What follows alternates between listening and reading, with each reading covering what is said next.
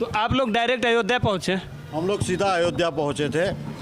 उससे पहले तो अडवाणी जी की रथ यात्रा पूरे प्रदेशों में घूमती हुई फिर वहाँ कार सेवक बन के आप लोग जा रहे थे, क्या उम्र रही होगी आपकी उस समय? 18 से 20 साल। 18 से 20 साल।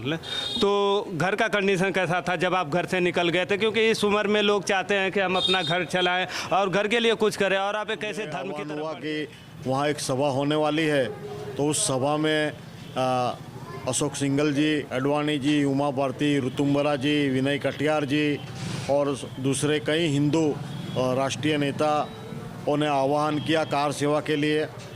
और अच्छा, एक चीज़ मैं समझना चाहूँगा, आप दिसंबर की बात कर रहे हैं, मुझे जहाँ तक याद है मैं इस बारे में पढ़ा हूँ कि जब उत्तर प्रदेश के तत्कालीन मुख्यमंत्री मुलायम सिंह यादव जब कल्याण सिंह 90 में मुलायम सिंह थे। हाँ, 90 के दशक में मुलायम सिंह यादव जी 90 की बात है, मैं 90 की बात कर रहा हूँ। जब 90 में 30 दिसंबर को कार सेवक लोग पहुँचते, तो आप लोग दूसरी दफ़ा जब गए थे उस टाइम की बात कर रहे हैं। अच्छा, आज 21 तारीख है और एक दिन बाद अयोध्या में श्री रामलला का प्राण प्रतिष्ठा होना है। ये जो 500 सालों का संघर्ष है, इसको शब्दों में बयां नहीं किया जा सकता, लेकिन इसे हम महसूस ज़रूर कर पा रहे हैं। आज ये जो खुशी है और जिनके द्वारा ये संभव हो पाया, ये जो संघर्ष था, इसमें कुछ लोगों ने अपनी जानें गंवाई तो कुछ लोगों ने अपने घर गंवा दिए। तो इतना संघर्ष रहा जिनके द्वारा ये सब किया गया, वो लोग हमारे बीच में मौजूद हैं और उनको ही सम्मानित करने के लिए हमारे बीच में एडवोकेट साहब जी हैं जो कि आए थे आज इनको सम्मानित करने के लिए, और हमें भी पता चला तो हम आए इनसे बात करने के लिए और पूरा इनका जर्नी तो जानेंगे। इससे पहले हम एडवोकेट साहब से जानेंगे कि कैसे आपके मन में विचार आया कि इन लोगों को सम्मानित करना चाहिए और इन लोगों को भी समाज के बीच में सबको लाइट में लाना चाहिए, सबके बीच में लाना चाहिए, सबको पता चलना चाहिए कि इनका ही वो संघर्ष था जो आज 22 तारीख को अयोध्या के अंदर से रामलला का प्राण प्रतिष्ठा हो रहा है। तो इन लोगों के द्वारा ये संभव हो पाया। हालांकि हम लोग अपने घरों में बैठ के जय श्री राम का नारा लगाते रहते हैं, लेकिन ये नहीं होते तो फिर वो आज इस मुकाम तक नहीं पहुंच पाते। बहुत बहुत स्वागत है। देखिए, हम तो बस इतना ही कहना चाहेंगे कि ये जो भी संभव हुआ है वो आप सभी के सहयोग और आप सभी के बलिदान के द्वारा ही संभव हुआ है। आज उन घटनाओं को याद किया जाए तो टीवी और समाचार पत्रों में सुन करके लोगों के रोंगटे खड़े हो जाते थे, और ऐसी परिस्थिति में आप सभी ने अपना योगदान दिया है, ये सबसे वंदनीय है। इसमें बहुत लोगों ने अपनी जान गंवाई, बहुत माताओं ने अपने बच्चों का बलिदान किया। आज ये बलिदान की देन है कि आज ये हम सफलता के शिखर पर पहुँचे हैं और आज देश एक दूसरी दिवाली मनाने के लिए, एक्चुअल देखा जाए तो खरेखर दिवाली कल मनाई जा रही है। जैसे आप सभी जानते हैं कि श्री रामचंद्र जी विजय प्राप्त करने के बाद अयोध्या वापस आए थे तो दिवाली मनाई जाती थी। आज वही समय है कि प्रभु श्री रामचंद्र जी अपने स्थल, अपने जन्मस्थली पर कल विराजमान होंगे। ये भारतवर्ष के लिए, तमाम सनातन हमारे हिंदू भाई बहनों के लिए एक गर्व का विषय है और सबको ये दिवाली की तरह मनाना चाहिए। और आप सभी लोगों को पुनः आप सभी लोगों को खूब खूब वंदन है, और जो इस कार सेवा में अपनी जानों की आहुति दी है, इन लोगों को प्रभु श्री रामचंद्र जी अपने शरणों में स्थान दें। ऐसी प्रार्थना के साथ मैं अपनी वाणी को विराम देता हूँ। जय श्री राम। ये थे एडवोकेट जो कि इस गुमनाम योद्धा ही बोल सकते हैं, जो आज से पहले शायद कोई इनको जान रहा था। हालांकि लोकल लोगों को छोड़ दिया जाए तो फिर पूरे देश में इनको शायद कोई पहचान पा रहा होगा, लेकिन अब हमारे वीडियो के माध्यम से शायद आप लोगों तक पहुँचे और हम चाहेंगे कि आप इस वीडियो को ज़्यादा से ज़्यादा फॉरवर्ड करें, जो कि इन लोगों के द्वारा ये संभव हो पाया। मैं आप लोगों से बात करूँगा, थोड़ा तसल्ली से करूँगा, तो मैं चाहूँगा कि मैं भी आप लोगों के बीच में बैठ जाऊँ और तसल्ली से थोड़ा सा बात करूँ। अच्छा, जब आप लोग यहाँ से गुजरात से निकले यहाँ से, तो कैसे आप लोगों को पता चला कि आप लोगों को अयोध्या चलना है, फिर वहाँ पे जाना है, कार सेवक बनना है? कैसे सब जानकारी हासिल हुआ? पहले तो अपना परिचय दीजिए। मेरा नाम महेंद्र शर्मा है। अच्छा। भाभी का रहने वाला हूँ। अच्छा। मेरा हम वर्षों से मतलब ये जुनूनी था ऐसा कि वो कार सेवक बनना ही है। अच्छा, तो ये जिस समय कार सेवक बन के आप लोग जा रहे थे, क्या उम्र रही होगी आपकी उस समय? 18 से 20 साल। 18 से 20 साल। तो घर का कंडीशन कैसा था जब आप घर से निकल गए थे? क्योंकि इस उम्र में लोग चाहते हैं कि हम अपना घर चलाएं और घर के लिए कुछ करें, और आप एक कैसे धर्म की तरफ बढ़ गए अचानक? वो धर्म की तरफ बनना हो तो अंदर से ही बात हो जाती है। अच्छा, वो तो मैं तो बिना कहे ही घर से निकला था। अच्छा, घर पे किसी को पता नहीं था? नहीं था।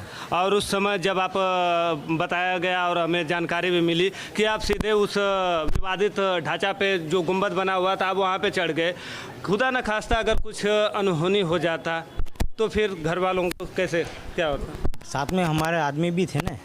कितने लोग निकले थे यहाँ से? यहाँ से हम दो झुंड में गए थे। 2 झुंड में कितने लोगों का आप लोगों का ग्रुप था यहाँ से? यहाँ से हम 5 आदमी गए थे। 5 के ना। 5 पहले गए थे, बाद में ये लोग 17 है ना, हाँ, बाद में 12 लोग। 12 गए थे। अच्छा, पहले आप लोग यहाँ से 5 निकले, तो आप लोग साथ में ही निकले थे? अच्छा, नहीं, बाद में गए। आप बाद में गए तो पहले आप निकले थे? क्या नाम है ग्रुप आपका? में हेमंत राणा। हेमंत भाई, तो आप यहीं से वापस गुजरात से ही रहने वाले हैं? अच्छा, एक चीज़ मैं आप लोगों को जानकारी दे दूं कि जब ये अयोध्या जाने की प्लानिंग हो रही थी और कार सेवकों की जो प्लानिंग हो रही थी, उस समय तत्कालीन बीजेपी के अध्यक्ष लाल कृष्ण आडवाणी जी थे, और जो कि उस समय बीपी सिंह की सरकार केंद्र में चल रही थी। तो कहीं ना कहीं बीजेपी अपना वर्चस्व जरूर चाहती थी कि, और इनका खास करके बीजेपी का ये रहा भी कि हम शुरू से हिंदुत्व को लेकर चलेंगे, हालांकि देश को लेकर आज चल रहे हैं, लेकिन उस टाइम पे हिंदू भावना उनके अंदर ज़्यादा थी। और लाल कृष्ण आडवाणी को जब अपना वर्चस्व बनाना था और हिंदू को आगे लाना था, उस समय में बीपी सिंह की सरकार थी, वो कुछ इस तरह का एक बिल लेके आई थी जिस समय कुछ खास करके मुस्लिमों को आरक्षण दे दिया गया था, तो हिंदुओं के लिए खास हो गया था कि हम अपनी तरफ किस तरह से लेके आए। लेकिन संघर्ष तो ये 500 सालों का था, और ये उसी संघर्ष का नतीजा है कि आज वो राम मंदिर बन पा रहा है। तो हम जानना चाहेंगे, लाल कृष्ण आडवाणी जब यहाँ से सोमनाथ मंदिर जो कच्छ में है, ये अपना श्री राम शोभा यात्रा का शुरुआत तो वहीं से हुआ था, तो आप लोग पहले वहाँ पे गए थे या फिर यहीं से डायरेक्ट वापस से निकल लिए थे आप लोग? बाद में गए हम तो, मतलब रथ यात्रा तो पहले निकल गई थी ना। रथ यात्रा पहले निकल गई थी, उसके बाद में आप लोग गए यहाँ से? अच्छा, तो आप लोग डायरेक्ट अयोध्या पहुँचे? हम लोग सीधा अयोध्या पहुँचे थे। उससे पहले तो आडवाणी जी की रथ यात्रा पूरे प्रदेशों में घूमती हुई फिर वहाँ पहुँची थी। हम यहाँ से थोड़ा बलसाड़ तक साथ में गए थे, फिर बाद में डायरेक्ट हम लोग सीधा यहाँ से अयोध्या पहुँचे थे। अच्छा, अयोध्या पहुँचे आप लोग, तो वहाँ पे लगभग कितने लोग थे कार सेवक? लाखों की संख्या में लोग थे वहाँ पर। और जब कार सेवा मतलब उस दिन 6 दिसंबर को सुबह आह्वान हुआ कि वहाँ एक सभा होने वाली है, तो उस सभा में अशोक सिंघल जी, अडवाणी जी, उमा भारती, ऋतुम्बरा जी, विनय कटियार जी और दूसरे कई हिंदू राष्ट्रीय नेताओं ने आह्वान किया कार सेवा के लिए। और अच्छा, एक चीज़ मैं समझना चाहूँगा, आप दिसंबर की बात कर रहे हैं, मुझे जहाँ तक याद है मैं इस बारे में पढ़ा हूँ कि जब उत्तर प्रदेश के तत्कालीन मुख्यमंत्री मुलायम सिंह यादव जब कल्याण सिंह 90 में मुलायम सिंह थे। कल्याण सिंह थे, हाँ। 90 के दशक में मुलायम सिंह यादव जी, 90 की बात है, मैं 90 की बात कर रहा हूँ, जब 90 में 30 दिसंबर को कार सेवक लोग पहुँचते, तो आप लोग दूसरी दफ़ा जब गए थे उस टाइम की बात कर रहे हैं?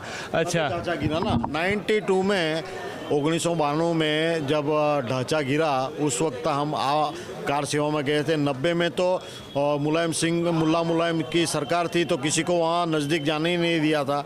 फिर भी जो कार सेवक थे उन्होंने कार सेवा किया था, और जो मस्जिद के स्थानिक जो विवादित ढांचा था उसके ऊपर चढ़ गए और गुंबज पे अपनी ध्वजा फरका दी थी। अच्छा, तो आप लोग ये 92 में जब गए थे तब तो नहीं, मैं बात कर रहा था 90 की बात कर रहा था, जब 90 में तत्कालीन मुख्यमंत्री थे वहाँ पे मुलायम सिंह यादव, और 30 तारीख का वो दिन था जब वहाँ पे ढांचे पे कुछ चढ़े हुए कार सेवकों के ऊपर गोली चला दी गई थी, और लगभग 20 लोग मारे गए थे, और पूरे देश के अंदर दंगा भड़क गया था, जहाँ पे हिंदू मुस्लिम करके 50 से ज़्यादा कार सेवक लोग मारे गए थे। तो ये वो संघर्ष और ये लड़ाई जो लड़ी गई थी, इसके योद्धा हैं, तो हम इनसे बात कर रहे थे। हम आपसे जानना चाहेंगे, क्या नाम है आपका? प्रकाश भाई। प्रकाश भाई, तो कब गए थे आप भी 92 हाँ इसमें साथ नहीं गया था। 92 में हाँ। तो आप लोगों के अंदर वो डर नहीं था कि जो 90 में जो घटना हो चुकी है, जबकि 30 तारीख को गोली चलाई जाती है, फिर उसके ठीक 2 दिन बाद ही 2 नवंबर को भी गोली चलाई जाती है, वहीं पे गोलीबारी होती है, तो आप लोगों के अंदर 2 साल बाद ही फिर इस तरह से कैसे जुनून आ गया? डर थोड़ा भी डर नहीं था हमारे को। डर नहीं था क्योंकि ये घटना हो चुकी थी और 50 से ज़्यादा कार सेवक मारे गए थे। डर इसलिए नहीं था कि यूपी में तभी माननीय मुख्यमंत्री कल्याण सिंह जी की सरकार, भाजपा की सरकार थी और भाजपा का आह्वान था कि हम मंदिर वहीं बनाएंगे जहां राम ने जन्म लिया है, मंदिर वहीं बनाएंगे। तो हमें तो कोई डर था ही नहीं, क्योंकि हम तो हमारे मामा के यहाँ जा रहे हैं ऐसा हमको अनुभव हो रहा था, और जाके हमें मंदिर बनाना है, कार सेवा करनी है, हमारे मन में ठान के यहाँ से निकले थे हम लोग, और ऐसा कोई डर नहीं था। तो उस समय मैं जानना चाहूँगा घर की कंडीशन कैसी थी आप लोगों की? आप मतलब उम्र भी काफ़ी कम रही होगी, आज से 35 साल पहले की बात है, मैं अगर सही हूँ तो लगभग 35 साल के पहले की बात है, तो क्या उम्र रही होगी आप लोगों की? हम लोग 20-22 साल के उम्र में वहाँ गए थे और घर पे तो बताया नहीं था कि हम लोग ऐसा कार्य करने जा रहे हैं, ऐसे ही बताया कि हम लोग मंदिर पे जा रहे हैं दर्शन करने, ऐसा करके निकल गए थे यहाँ से। और वहाँ जाके व्यवस्था, भोजन व्यवस्था देखी, टेंट व्यवस्था देखी सब, फिर हमने कार सेवा 6 दिसंबर को कार सेवा में भी भाग लिया। फाइनली आप लोगों का ये संघर्ष जो है अब ये रंग लाया है, कैसा महसूस कर रहे हैं? हम बहुत गौरव का अनुभव कर रहे हैं। जैसे दिवाली हम हर साल मनाते हैं, ये एक विशेष दिवाली है, तो हम इस बात की खुशी है हमें कि हम एक ऐसी पीढ़ी है, हमारी ये जो पीढ़ी है ऐसी है कि जिसने विवादित ढांचा या मस्जिद को टूटते हुए भी देखा है और राम मंदिर को बनते हुए भी देखा है, और रामलला की प्राण प्रतिष्ठा में भी हम भाग लेने वाले हैं। तो ये हैं हमारे बीच में कार सेवक लोग, जो कि इनको मंजिल पता नहीं थी, उस रास्ते पे निकल गए थे, शायद वो रास्ता भी पता नहीं था कि वो मंजिल मिलेगी या नहीं मिलेगी, अंधेरे में वो कदम चले थे और सफलता की तरफ पहुंच गए। शायद शब्दों में बयां कर पाना और 1-2 शब्दों में बयां कर पाना, एक वीडियो में बयां कर पाना, ये काफ़ी मुश्किल होगा। आप अपनी राय में कमेंट बॉक्स में लिखिए, और मुझे लगता है पहली बार वापी के अंदर हम अपने कार सेवकों को लेके आ रहे हैं इस चैनल पे, तो अगर आप तक ये वीडियो पहुँचता है तो इनको और उजागर कीजिए, लोगों के बीच में लाइए, ताकि पता चले कि ये इनकी लड़ाई जो एक अंधेरे में चली गई थी, मंजिल का पता नहीं था, चली गई थी, आज उस मुकाम तक पहुंच चुके हैं। तो आप लोग कैसा महसूस कर रहे हैं? आप अपना राय हमें कमेंट बॉक्स में ज़रूर लिख के भेजिए। बाकी आप लोगों का बहुत बहुत धन्यवाद, आप लोग यहाँ तक आए। बाकी आपका अपना राय हमें कमेंट बॉक्स में भेजते रहिए। धन्यवाद।